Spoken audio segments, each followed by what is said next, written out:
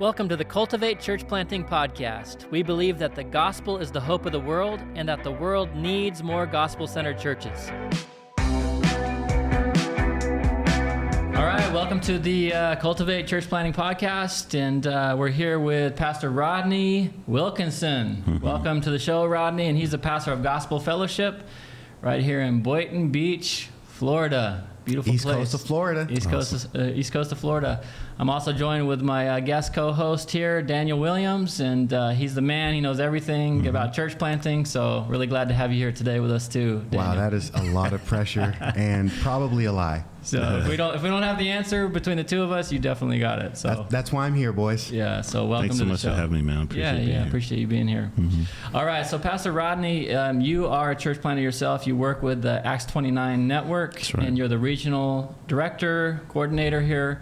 Tell us a little bit about what that means as far as your Acts 29 role, and then we'll talk a little bit about the church plant aspect too. Yeah, man, I'm a church planter. I think that that's a big title for me. We started 10 years ago.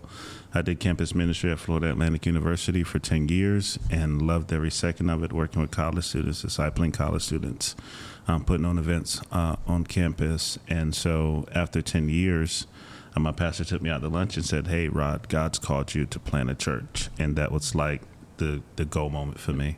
Dang. And I haven't stopped running since. That's kind of like at Bible college when the guy's like, "Hey, God's calling me to marry you right now." But did he tell you too? I'm sure he told you too. He did. It was just a culminating moment for me because he gave language to what the internal call that I was having already. So, man, we launched out with 11 people. And God's just been faithful.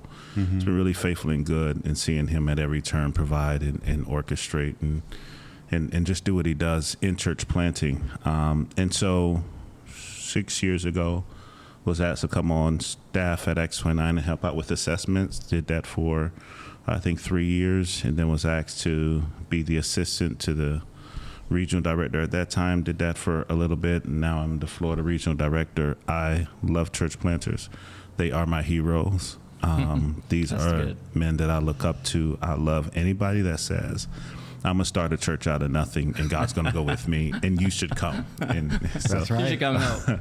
Like those people I love, man. And so I love to serve them and support them and pray for them and coach them up, and so it's been a fun run. Love what I get to do with Acts 29 for sure. That's great. Yeah, we love the Acts 29 network, and we're starting up Cultivate. We talked a little bit before the show, but launching officially in January because we want to be really intentional. Calvary Chapel has a rich history of church planting, but we haven't really like kind of connected the dots and kind of made a way for new church planners to get involved. So we're learning from you guys. We're learning from different networks and stuff, but appreciate Acts 29, except for one thing. And that's, and this is for my brother out there. I know he's going to be listening to this. Michael Kelly, he came with us to plant the church in Bradenton. Yeah. Acts 29 is kind of known for this too. Go ahead. So he started going to the Grimke Seminary, and he was shout out Doug Logan. Yeah, so he was there with you guys, and he's like, what? I feel like God's calling me to move on, and turns out it's a great church. Acts 29 Church in Reno, Nevada. Said, "Hey, could you come be our worship leader, and we'll pay you?" So that was a big difference. But of course, it was calling, but.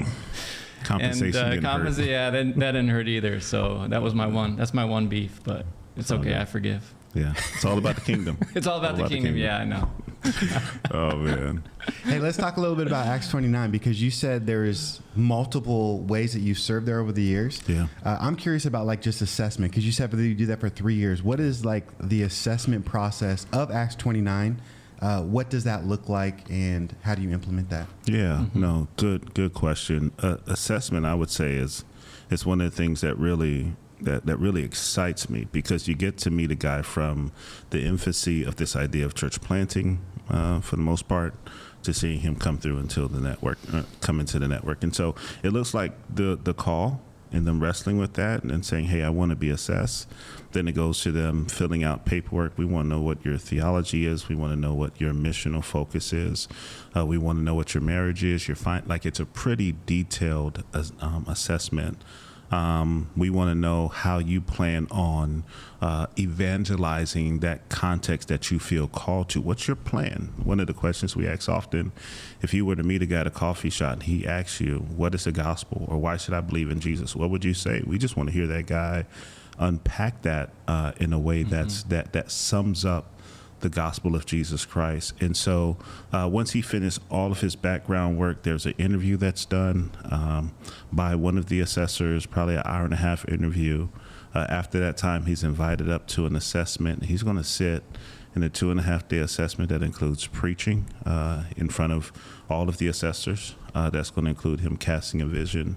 That's going to include us working through how he handles pastoral situations and just watch him unpack that. It's also going to include 2 separate interviews for about an hour and a half each with just him and his wife with 3 assessors.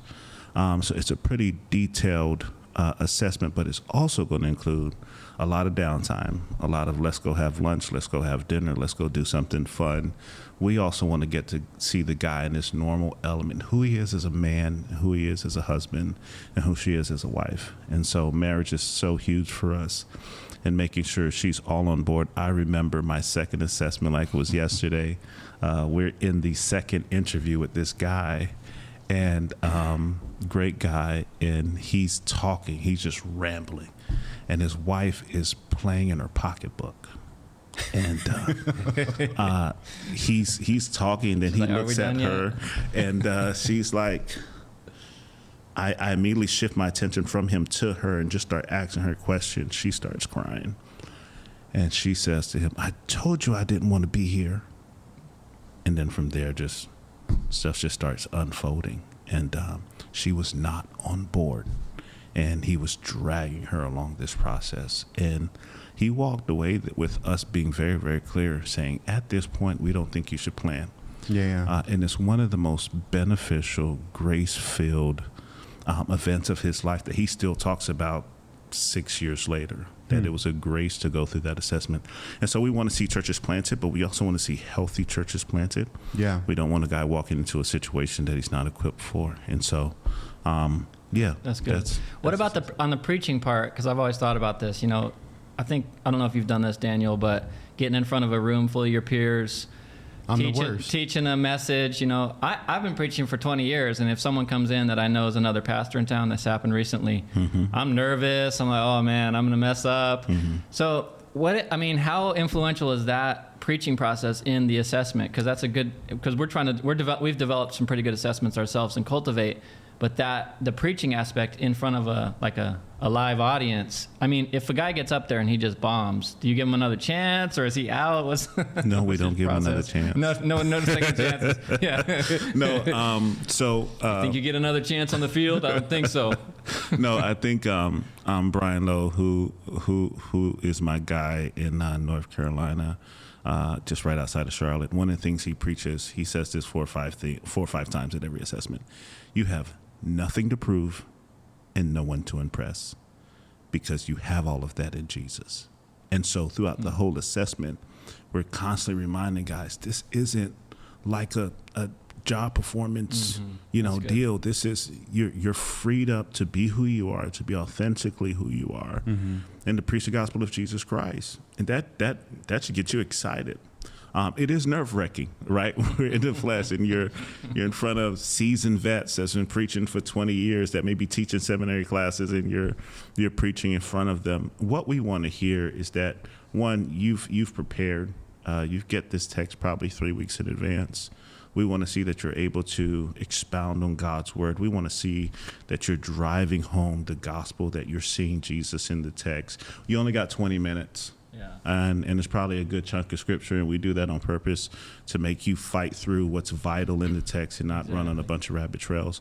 And so it's intimidating for sure, but isn't that your weekly rhythm? Yeah, isn't exactly. Each week you're gonna, every week's intimidating. Yeah, and so yes, it's just good preparation. Well, I was thinking about that. Like, what I'm hearing is your assessment process is a lot of work. Yeah, it's intimidating. Yeah. It's and I know a lot of guys, they fight with that. They may feel called, but then they don't want to be tested. You know what I mean? With character, or even being sent out in certain ways. Why is it so important for someone that even has been an associate pastor or even planning before to go through assessment, because most people don't want to go under the fire, go under that whole big process, take the time, the energy, the effort.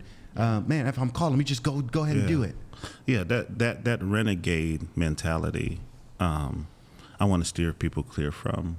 Like, I want to know you haven't just been testing the amount of time that you've been up, but somebody looked at you, looked under the hood, examined things, and said, I approve that guy.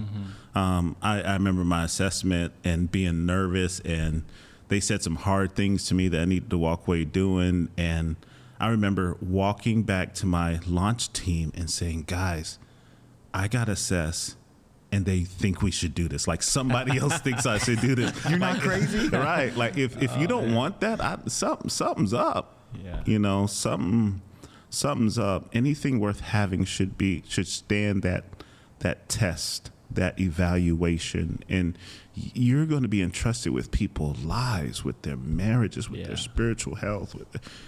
We need to be tested.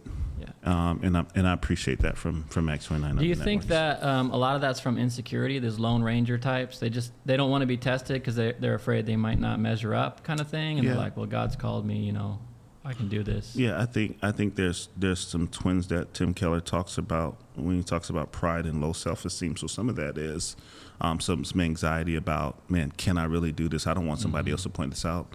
But then there's that pride that thinks they're above evaluation too. And I think both of those things can be true. And so I think there needs to be a gospel realization that you can be comfortable in who you are, because that's who God's called you to be, and rest in what he's done. And I think that erodes. Sure. On the website, Acts 29, we want to be known for healthy, multiplying churches, holiness and humility, a diverse and global community, praying for conversions through evangelism. I love that. So that's a great. When I think of Acts 29 too, and that vision of healthy, one thing you mentioned a little bit too is that story of the wife. Yeah. How important is it for the wife to be assessed, and marriage and ministry? Because I know that's close to your heart. You have a podcast, Marriage in the Middle. You want to invest in actually couples and not just the man. Yeah. And so what's the assessment like for the wife? Yeah, great question. Married in the Middle. Check it out. Podcast, YouTube. Link in the show notes. It's going to be dope. No, I think so. The man has an interview that's an hour and a half, and then our pastor's wife's lead support in that area will call up that wife and have an interview as well. When the man is going through pastoral stuff one-on-one, then the wives separate and go out and they do their thing with our lead support wives. And so there's a real intentional care. If you have an area lead in one area, you're going to have a wife supporting in that same area, so that wife is cared for, supported. There's somebody that gets it. Here's the truth. Nobody understands pastors like pastors. It took me 8 years to realize that. Most of my friends are going to be pastors because they get it. And nobody understands pastors' wives like other pastors' wives. It's some people can get that relational capital in the church, and I think that's rare. I think you need some relational capital from other pastors' wives that can build into her as well. And so Acts 29 has, and this is probably past 3 years, has made a real intentional focus of making sure we're caring for pastors' wives, because that's important to us, and we're putting our money where our mouth is and getting people the support that they need. So that's big. I love that. Yeah. Let's go on to your church plant, your specific church. What was the vision that brought this about? Like, what is your kind of overall mission and vision there at the church? And how did it get started? I mean, you talked a little bit about it, but fill in the gaps there. Yeah. No, we started in 2013, 11 people. And I come out of a traditional Pentecostal charismatic church that I've been at for probably 8 years before we planted, and loved that church. That church has been incredibly kind and gracious to me, but I saw that there were some gaps. I saw that there were some gaps in people's ability to come to that church and get plugged in, or come to that church and hear a clear gospel message, or come to that church and be discipled. And so as I was there and understood, man, God's called me to church planting, there were some things that were coming out to fill a gap that I saw in the current context. And then one of the things that I always ask, I went to a predominantly African-American elementary school, African-American middle school, African-American high school, HBCU the first year of college, and then went to Florida Atlantic University, which is one of the most diverse universities in the state of Florida. And so I always ask the question, going into a predominantly white seminary and being a predominantly white church planting network, what does it look like for the gospel to be big enough to have all ethnicities present, particularly looking at Revelations 21, Revelations 9, where you see that the kingdom of God is the kingdom of God will be diverse. Mm-hmm. You'll have people from every tongue, language, kind, all worshiping together, not segregated in the kingdom and having certain parts, but all worshiping together, the Lamb. And so that was always something that I wanted to see happen from even before we planted the church. And so our core values is, man, we want to be gospel-centered in our language, in our preaching, in the way we lead. We want to see disciples be made. We want to see the city impacted, so we're city positive. And then lastly, we're multi-ethnic. That's a value for us. That's not an aspirational value. It started as an aspirational value, to be honest. It was like, well, we want it. We don't see it, but we want it. And I think what's cool is now we're seeing that diversity play out in our church, and it's exciting.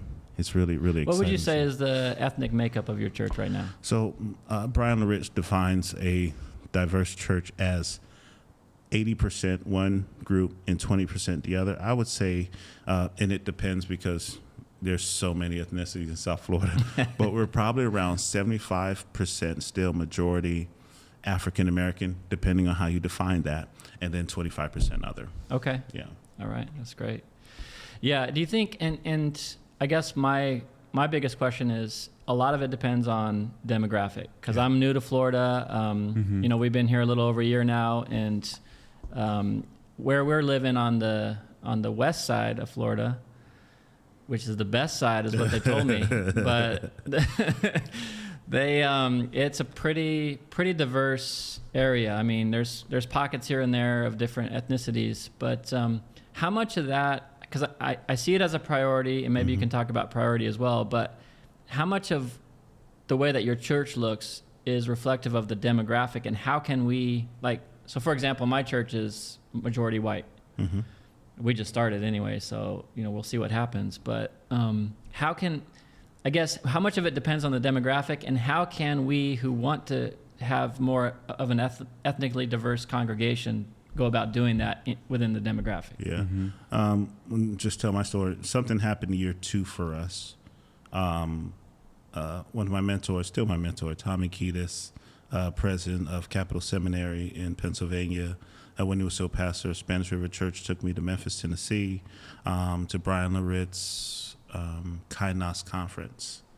And I was all on being multi-ethnic and, man, seeing the gospel and being diverse and all that jazz.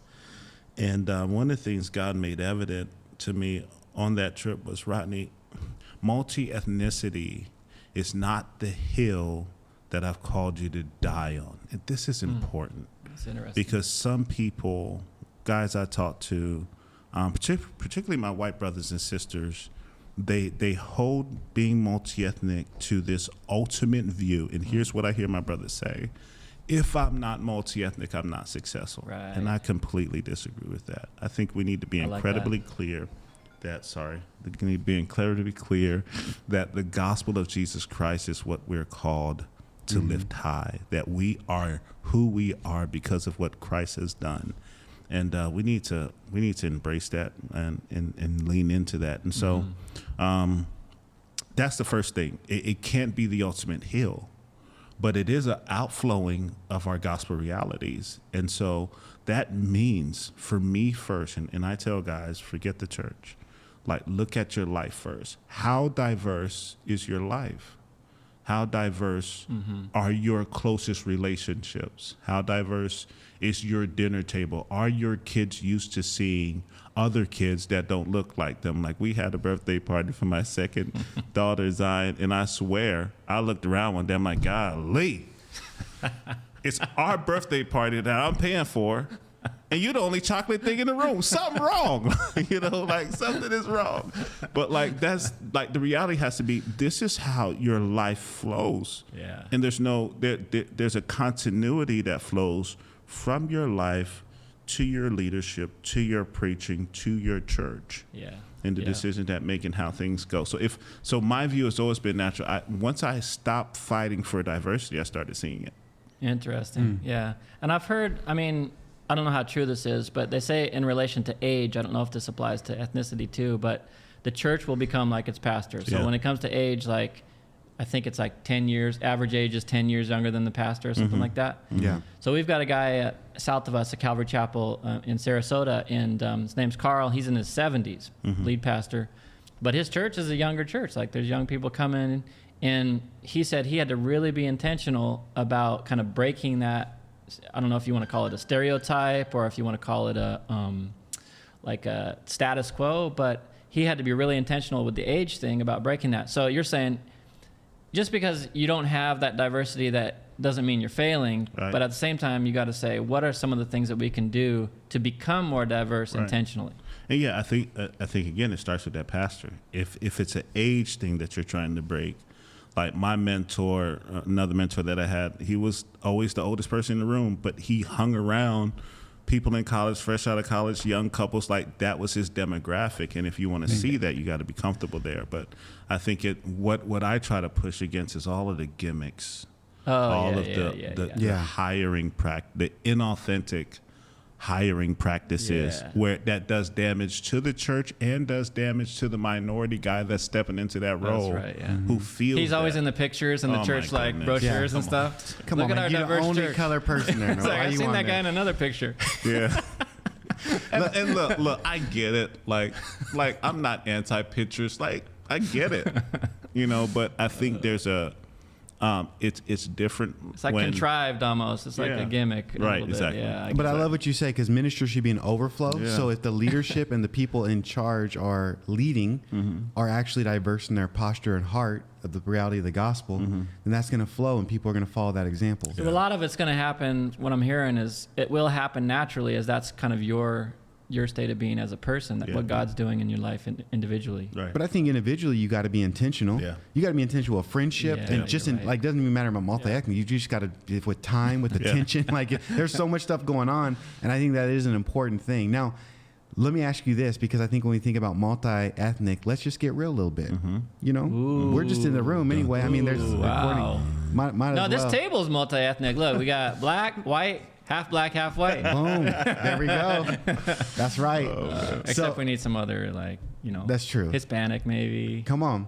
But what are some Asian challenges? Like, I know that obviously it's a posture of heart and praise God and stuff. What are the reality and the challenges of you actually implementing that with sinners and saints in your church? Yeah. Because I think a lot of people, multi-ethnic, let's strive for that. It's a core value. It's amazing. But what have been some challenges, practical things that you've seen and been disappointed in, or been like, wow, that is tough. It's hard to have a multi-ethnic congregation. I know that, living in South Florida, being half black, half white. We're very diverse, even being we're so small. There's different nations. So there's different cultures coming together. And I think that's one of the beautiful things of being multi-ethnic, is you actually get to see the gospel apply in so many different nations and cultures in one local church. So what have been some challenges first? And then maybe we'll go to the blessings. Yeah, no, I think that's a great question. The gospel, Ephesians 2, he's torn down the wall that has divided us. He's brought us together to sit at this table together. So this unification is not just from a diversity standpoint, it's from a privilege standpoint and a power standpoint. And so when I go and say, man, I want to see the kingdom come to bear on every ethnicity, or as much diversity as I can at our church, what I'm saying is I'm willing to yield over some privilege and some power.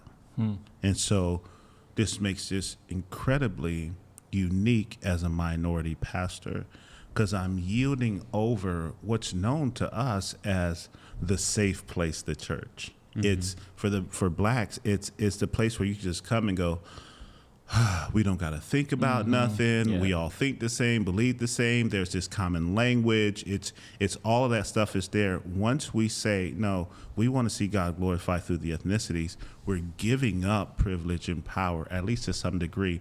And so that's going to affect how I make decisions. If it doesn't, it's not multi-ethnic. It's just a show. It's going to affect our song list. If it doesn't, it's just a show. It's going to affect what I say in preaching, who I quote in preaching. It's going to affect who does announcements, and that's not performance. That's who we are. It's going to affect how we make decisions. And so I think that's when you really get to a point, it's like a second level of multi-ethnicity, where you're seeing some shared power and privileges being given over. And so in a multi-ethnic church, everybody's sacrificing something of their privilege. A little bit of comfort, a little bit of privilege. Absolutely. Yeah. You got to throw some Chris Tomlin in there in the worship set, Yeah, absolutely. And so that's something, I don't know about Chris Tomlin. That's something. That's a lot of give up right here from Black Church. That's a lot of give up. No. How great is our God? Yeah. How great? Amen. Or enough to sing about it? Brian Loritz says it this way: if it's a Chris Tomlin song, cool. How can we put some seasoning salt on there? Oh, okay. To flavor it up a bit. Hey, hot sauce on everything for a minority. That's what I'm saying. No, so it's for us, it's give and take. It's listening. It's being open. Again, it's diversity at every level, and it's costly, because sometimes I'm going to bump up against something like we saw with the political stuff that happened 4 years ago, and it's making its way back now. This climate, it's the toughest thing almost. I mean, that's why I appreciate you being on the show and everything. But that's, I think, giving up those privileges, sacrificing comfort, is the end goal for that person of a different ethnicity when they come in to feel welcome, to feel comfortable almost in the congregation. Because I'm thinking of it from my perspective. If I go to your church just as a random white guy, and I come into your congregation, like how do those things affect that newcomer? Because that's what we're really saying is you are welcome here, whatever nation you're from, whatever ethnicity you're from. Great question. As a black guy, when I go to a predominantly white church or I go to a predominantly white conference, I'm looking to feel like you thought of me. Okay. You see me here. You expected me to be here. The welcoming part, I think, needs to happen outside of Sunday morning experience. If our Sunday morning experience is limited to, if the only welcome they get is when the person gets up and say welcome, then I think there needs to be some intentionality when people are in your midst, particularly as a minority. So from me, I see you. I see you. I want to greet you. It's paying attention to people that are not the majority in your church. But going back to your question, it's you communicating to them, I see you. There's a place at the table here for you. I want to come where you are. And so if I'm quoting somebody from your culture, I'm trying to come where you are. If I make a different world analogy this week, I got to come back and do something from Friends or something like that. Like I'm trying to hit everybody somewhere. Yeah. So I see you, and there's a place for you, and that's modeled in the people we have in place. It's so tricky though, because it's like, how do you do that without seeming like you're trying to force something or being manipulative or something? That's the challenge. No, that's great. Great question. What I've invested in you personally makes it not feel like I'm being gimmicky. And so I got a pastor friend in Boston who called me this week, and he's just encouraging me. He said to me, Rod, I'm not calling you because part of my job is to call you. I called you because I love you. And Did you know it? You knew that? No, I knew because he was driving from Boston to Miami one day, and he just stopped by my house and hung out for 3 hours before I was even in that role. So, and that's real. That's not forced. That's not manipulated. That's Bishop. Yeah. That's Bishop. That's my name for him. And so, I think all of the stuff you do privately should match what you do publicly. If it doesn't, it's problematic. And people know that. And people sniff that out quick. What are some of the blessings that you've seen from having that perspective? Because I appreciate it so much because, with an Acts 29 church, doctrinally what you're going to get. This is a biblical church. What are some of the blessings of having not only that biblical basis from the network and from your own theology, and also having that multi-ethnic like congregation? What are some of the outflows of blessings? I just want to highlight the challenges because I want to make sure I paint a clear picture of our church. One of the things that may have aided in our diversity that hinders us in other areas would be the socioeconomic piece. And so I did 10 years of college ministry. We got PhDs in our church. We got people that lead organizations, started nonprofits, run their own business. And so there's a uniformity between them socioeconomically that they have, that they cross that bridge every day, Monday through Friday. And so it's almost like if I see diversity at church, it's kind of one more bridge to cross. But they're used to crossing that bridge. I think that has aided us. Where we have not done well in diversity is seeing that diversity across the socioeconomic plane. Mm-hmm. Yeah, and so it's more than just the ethnicity. It's the absolutely. Yeah. So that's good. One of the things today I'm headed to a job fair because I'm thinking about bringing a job fair to our church, and I just want to learn how that works. And I'm wondering if will that help us engage people in different socioeconomic tax brackets, but. Anyway, I digress. The blessings of it are huge, because we learn from each other in really cool ways.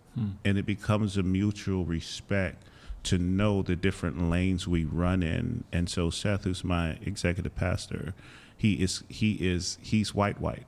And by white, I mean white racially and white culturally. Now, I know that could be iffy. If you don't understand it, read Right Color, Wrong Culture by Brian Laritz. Okay. But he's white. And so he thinks completely different from me, not just because of his race, but in his culture. And so he learned from me. He learns what curry goat is and why he needs to appreciate it.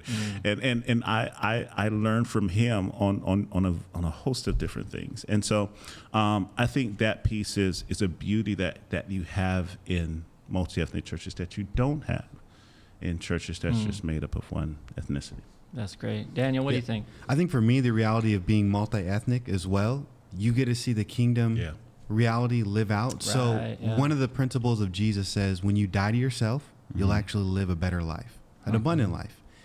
When we talk about multi-ethnic church and different cultures, you're giving up your preference. You're practically dying to yourself. Like, y'all are going to be late, even though I told you it was this time. And I'm calling you and you're like, I'm about to be home. We were on time. Last Easter, I thought I had a white church. I didn't know what to do. I was like, oh. They came on to, They there at 9:55 awaiting. And when we think about, I don't know what kind of white people you got, because we're always late at our church. Well, I'm just we here in South Florida, and in my congregation. So I'll give you an example. Florida. We're a small congregation, but God has blessed us. We probably have 17 nations in our little small 30 people. Like, I mean, it's just crazy. Sometimes that's when you need to do a potluck. Because then you got all the different. It's amazing. So there are varieties. blessings of that, but then it's like, okay, wait. Oh, that's right. Haitians don't get really along with St. Martin's and Jamaica. Oh, don't say you're from Jamaica if you're this and this preference and so oxtail. you get all those different little all those little squabbles. things like you want a potluck. So the Jamaican's going to bring some oxtail. Ooh. Right, but then someone's like, you get with a white person, they'll be like, oh, that's terrible, that's disgusting. I guess that's like, me. how could you eat that? And so then you get practically dying to your preference and eating stuff you don't want to eat. But the reality is, then when you get uncomfortable and die to yourself, you're like, oh snap, I love me some hot sauce on this. You just cover it with hot sauce. Just douse it. Well, I'm just saying, like, you get a little different culture. So the blessing for me that I've seen practically is when we die to ourselves, when we get uncomfortable, we give those preferences to other people and who naturally we're around, it actually benefits our life. Yeah. We see life in a whole new way. We see the gospel play out in a whole new way. Same thing when we're diverse in socioeconomic. Like, you see a rich person and a poor person come together, and it's a beautiful thing. And you know what? The rich person can help the poor person, but the poor person can help the rich person. Absolutely. And that's the power of the gospel. And so that's why one of the multi-ethnic issue is a gospel issue, because we see that God is for all the nations, the whole world. And when we enter into that, there's a practical blessing. Yeah, I think it also exposes hidden idols that would never be unearthed if you weren't in a multi-ethnic space. And so politically just comes to mind. Whoa. We were walking through something. I'm gonna stay in the middle. I know how to do it. Nah, you're good. You're all good. We're walking through something, and two brothers got in a conversation on politics, and one brother walked away and just dumbfounded, and the comment was, "I can't believe people think that way." And I said to him, half the country thinks that way, right? Like this is not and vice uncommon. versa. Right. This is very common. But what in their dialogue, they were able to exalt the gospel higher because idols got exposed and deconstructed and Christ got exalted. That stuff That's good. only happens in diverse spaces. That's great. That's a great point because you get to see what's under the surface that you wouldn't otherwise You see. wouldn't have seen. It's like the test. Right. Yeah, so natural discipleship comes up a lot and more problems, but yet the power of the gospel. I don't want more problems, though. I just want to be comfortable. That is true. You're All right, I don't want to. Most people say. I know, man. I'm just being honest, but we're gonna do it. We're gonna do it. Oh, I want to bring this to a close, but I want to ask this of every guest that we have on the show. That one thing in church planting that, and I didn't ask you ahead of time. My apologies. So you just got to think of this one on off the cuff. What's one thing that you wish you would have known when you started church planting that you know now? One beneficial thing. I know there's a bunch, but how much money I need. for real, that's good. That's good. And I coach guys out of this mentality, but there's something. I was talking to a guy planning in Miami starting next year, and I said, "What you gonna do for funding?" He was like, "Well, I got a little bit of money." He was like, "Well, if I got to work a part-time job, and he's Hispanic. He was like, "We gonna make it happen." Like he has that mentality, and I had that mentality too. I wish somebody would have pulled me aside and. Particularly because of how funding can be raised in church planting and what you would need, particularly at the beginning. I was just blind to a lot, so I would have asked for a whole lot more. I love that answer because that's probably one of the answers I would give. And we've been planting churches, my wife and I, for like 20 years. But, you talk about money and people are automatically like, oh, that's kind of unspiritual. You just need to have faith. You just need to go and walk with the Lord. And we've been guilty of that in Calvary Chapel. I mean, Daniel, it's kind of like, well, if God's called you, then goodbye. God guides, God provides. So you got $5. Well, good luck to you, or God bless you. Yep. But to come back to that point and say, how much is it going to cost? Jesus said it. No man goes and plants a church without first sitting down and see what it's going to cost. So I appreciate that. Shout out to Acts 29. Just came out with a grant to give church planners $50,000 when they start if they pass assessment. Like that's just a bro. I'm trying to promote Cultivate here, man. We give you $5,000. I'm just messing with you. This is why we're having guests to glean wisdom, to learn. Hey, we just started though. No, I actually, as a matter of fact, you brought that up. I read that the other day. I was like, man, good for you guys. That is so good. I appreciate that so much. All joking aside, I really appreciate the network and what you guys are doing. And I know I just met you, Rodney, but I appreciate you. I appreciate your heart, and I hope we can keep this conversation going and in the future. And see our churches full of every tongue, tribe, and nation worshiping the Lamb before the throne. You got any last words, Daniel? Man, just appreciate you. Appreciate all you're doing, not only in the network, but even as a friend, knowing the work that you're doing here in South Florida. We do a lot of co-laboring together. Absolutely. And so even our network here is very diverse. What you're speaking of is not just cute principles, but it's actually you, the person. And so I knew this interview would be good because I know you. And you're a good brother, and we love you, and we appreciate you, man. Love you, bro. So thanks so much for sharing with us today. God bless, bro.